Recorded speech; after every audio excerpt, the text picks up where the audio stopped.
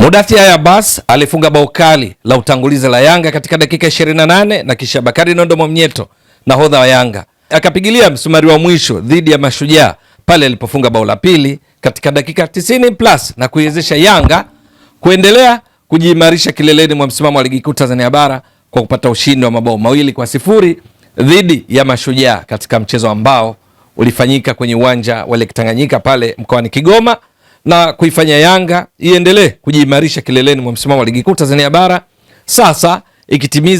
ikifikisha pointi 63 baada ya kucheza mechi 26, lakini pia mabao ikiendelea kuwa juu kileleni kwa upachikaji mabao, na hivyo kuendelea kuwa na kiwango kizuri. Ushindi huu unaifanya Yanga performance yake, ufanisi wake kupanda zaidi, kwa sababu sasa ikiwa imefikisha pointi 63 ilipaswa kuwa na pointi 78 kwa sababu ilikuwa ni mechi 26 ligi kuu Tanzania bara kwa msimu wa 2025-26, na hivyo ukizidisha kwa 100 unaona hapa performance, ufanisi ni around 81%, Yanga ikiendelea kujimarisha hapo kileleni kwa kuwaacha watani zao jadi Simba wanaoshika nafasi ya pili wakiwa na pointi 58, na hivyo tofauti ya pointi sasa kufikia 5, lakini Simba ina mchezo moja wa kiporo ambao wataucheza saa chache zijazo kutimiza raundi ya 26. Na sasa Yanga kwa ushindi wa leo hii umeifanya ifikishe mechi 26 ikiwa imebakiwa sasa na mechi 4 ili kukamilisha mechi 30 za ligi kuu Tanzania bara, ambapo kama watapata matokeo mazuri kwa maana kushinda ama watani zao wa jadi Simba wakateleza, maana yake wanajiongezea nasibu ya kutoa ubingwa wa 5 mfululizo wa ligi kuu Tanzania bara. Leo hii kocha Abdelhamid Mwalin na mwenzake Patrick Mabedi wakikabiliana na Jamhuri Kiwelo Julio waliingia na mfumo wa baada ya golikipa kuwa na walinzi 4, viungo 4 na washambuliaji 2, mfumo ambao pia Julio aliingia nao. Ni katika mfumo ambao hata hivyo ni Yanga ndio ambao walionekana katika kipindi cha kwanza wakiwa wanashambulia zaidi, lakini kwa ujumla mpaka mechi inakamilika Mashujaa walionyesha kiwango kizuri, hasa katika namna walivyokuwa wakizuia, lakini pia kumiliki mpira. Yanga wakaibuka na ushindi wa mabao 2-0, lakini kwenye maeneo mengine kama umiliki wa mpira, kwa mfano Yanga kwenye eneo hili hasa katika kipindi cha kwanza walimiliki zaidi kiasi cha 57 kwa 43 za Mashujaa, lakini mpaka mwisho wa mchezo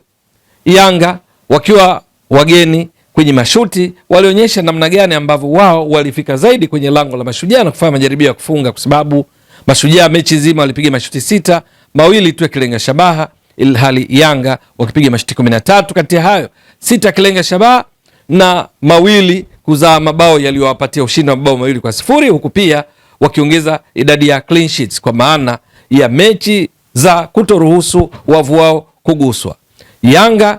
kwenye kucheza kwao leo hii, maeneo ambayo walikuwa wakijivunia zaidi ni namna walivyokuwa wakishambulia kwa kuwachanganya walinzi wa Mashujaa, kwa maana kwamba mshambuliaji kinara Prince Pumelo Dube alikuwa ameanza kabla ya kutoka katika kipindi cha pili na kuingia Laurendo Depu akiwa na Alan Okello kama nyuma ya mshambuliaji kinara, lakini vile vile kuwapo kwa Mudathir Abbas, Prince Pumelo Dube, Maxim Pia Zengeli, halafu katikati pia kukiwa na Duke Abuya, kuliwafanya walinzi wa Mashujaa akina Samson Madeleke, akina Baraka Mtui, akina Abdenasir Asa Mpoki Mwakinyuke na viungo wao Samuel Onditi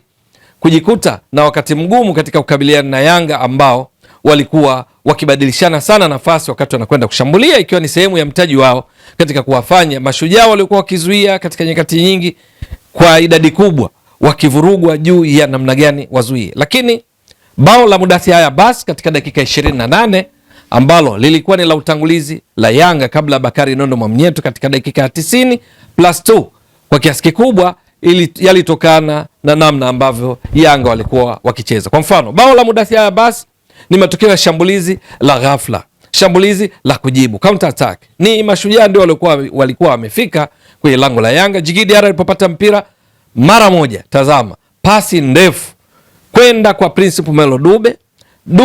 kumdondoshia Mudathir Abbas. Alichofanya ni kucontrol ndani ya muda mfupi, akaachia shuti ambalo lilikwenda wavuni na kumshinda golikipa Lamek Kanyonga aliyekuwa ameanza leo golini kwa Mashujaa badala ya kina Patrick Muntari, lakini pia Eric Johora. Matokeo yake lilikuwa ni bao zuri lilitokana na shambulizi hilo ambalo halikuwa na pasi nyingi, likihusisha wachezaji watatu, lakini pia miguso ya Mudathir Abbas haikuwa mingi, na hivyo kuwezesha shambulizi hilo la kujibu kuendana na kanuni za kushambulia kwa kujibu. Yanga wakaandika bao zuri hilo la Mudathir Abbas ambalo lilikuwa ni bao lake la 9, akiwa pia tunakumbuka vizuri ana asisti 2, na hivyo sasa kwa ujumla amechangia mabao 11 kati ya mabao 60 ambayo yamefungwa na Yanga mpaka sasa. Lakini Bakari Nondo Mwamnyeto ndiye aliyekuja kukamilisha ushindi huo, wakati Yanga ingawa walikuwa wanaongoza kwa bao 1-0 bado walikuwa wakiendelea kuuliza maswali langoni kwa Mashujaa, hususan baada ya wachezaji walioingia kipindi cha pili. Edmund John lakini aliingia badala ya Alan Okello, Laurindo Depo aliingia badala ya Prince Pomelo Dube kwa kiasi kikubwa, pamoja na Mohamed Damaro Kamara waliongeza nguvu katika kushambulia kana kwamba wanataka bao lingine, na wakalipata kuhakikishia ushindi wa mabao 2-0. Hakika kwa namna Yanga walivyocheza, kama wanaendeleza namna hii, ni dhahiri kwamba wapinzani wao wengine waliobaki 4 katika kukamilisha ligi, ikiwamo Azam, ikiwamo JKT Tanzania katika mechi yao ya mwisho, ikiwamo TRA, wanapaswa kujiandaa vyema, wakiwamo pia Fountain Gate, kwa sababu Yanga leo hii shinda yao ilitokana na ile hamu na shauku ya kwamba lazima washinde, kwa sababu Mashujaa walikuwa vizuri leo hii katika muda mwingi wa mchezo. Kilichoathiri Mashujaa ni pale wanaponyang'anya mpira kwenda kushambulia lango la Yanga, wanafika kwa idadi ipi na kufanya majaribio sahihi katika dakika zote 90 za mchezo. Walikuwepo kina Kiimbwa, alikuja kuingia Sef Karihe, alikuwepo Balama Mapinduzi, Mundhir Vuai, lakini mwisho wa siku Yanga wakaibuka na ushindi huu waliostahili wa mabao 2-0 kutokana na namna walivyocheza. Je, kwa kasi hii Yanga wataendelea kujihakikishia kwamba wanapata matokeo mazuri katika mechi ngumu 4 zilizobaki ili kutoa ubingwa wa 5 mfululizo? Na je, ushindi huu kwa kiasi gani utakuwa na shinikizo, pressure kwa watani zao jadi Simba ambao sasa wameachwa pointi 5, lakini wana mechi moja kiporo katika kuhakikisha wanaweka mizania sawa ya point, kwa sababu wameachwa pointi 5. Ili watu wa ubingwa ambao wamekosa katika misimu 4 mfululizo wanapaswa kushinda mechi zao zote, lakini wakati huo wakiombea mabaya Yanga. Shinikizo hilo ni kwa kiasi gani litawamotivate, litawahamasisha Simba ili kupata matokeo mazuri pia katika mechi zao 5 zilizobaki kutimiza mechi 30 za ligi kuu Tanzania bara kwa msimu huu? Vipi kuhusu Azam, Singida Black Stars, JKT Tanzania, TRA? Ni swala la kusubiri na kuona. Wewe mtazamaji wa Mbwaduke Stats Sport Next Level, endelea kuunga mkono channel hii kwa kuhakikisha una subscribe, una share, una like na kucomment. Mwasilishaji wako ni mimi Ramadhani Mbwaduke almaarufu kama Mzee wa Data. Shukran jazilan. Bye bye.